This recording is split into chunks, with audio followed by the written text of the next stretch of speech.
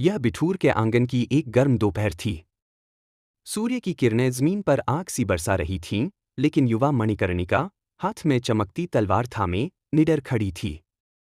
हल्की सी बयार ने पल भर को राहत दी, मगर उसकी आंखों की दृढ़ता में कोई बदलाव नहीं आया। सामने खड़े थे नाना साहेब, उसका प्रिय मित्र और अभ्यास का साथी, आंखों में चुनौती और होंठ पर मुस्कान लिए। मणिकर्णिका, जिसे मनु कहकर पुकारा जाता था, अपने कौशल को निखारने के लिए पूरी तरह समर्पित थी। उसके पीछे खड़े थे तात्या टोपे, उसकी चाल, उसकी पकड़, उसकी गति, हर बात पर पैनी नजर रखते हुए। हर बार जब वह वार करती, तात्या टोपे धीरे से सिर हिलाकर उसकी प्रगति की पुष्टि करते। उसका चेहरा गंभीर था और तलवार पर उसकी पकड़ अटूट।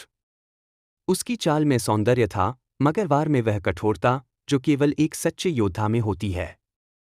युद्ध केवल ताकत से नहीं, संतुलन से जीते जाते हैं, तात्या टोपे ने कहा। कला और नियंत्रण का संगम ही असली शक्ति है।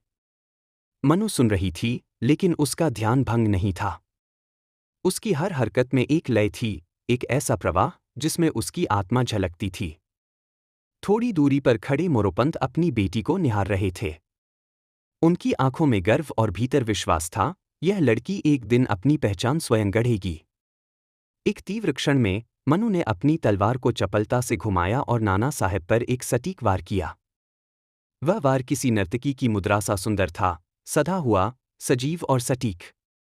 अभ्यास खत्म होते ही दोनों ने घुड़सवारी के लिए घोड़े संभाले। मनु जैसे ही घोड़े पर सवार हुई, हवा में उसके खुले बाल लहराने लगे। उसके चेहरे पर हल्की मुस्कान थी, आजादी की, गति की, आत्मबल की। नाना साहेब भी साथ साथ दौड़े, और दोनों घोड़ों की टापों की गूंज से बिठूर की भूमि फिर एक बार गर्जना कर उठी। तात्या टोपे ने पीछे से देखा और धीरे से मुस्कराए, यह केवल अभ्यास नहीं, यह एक क्रांति की तैयारी है।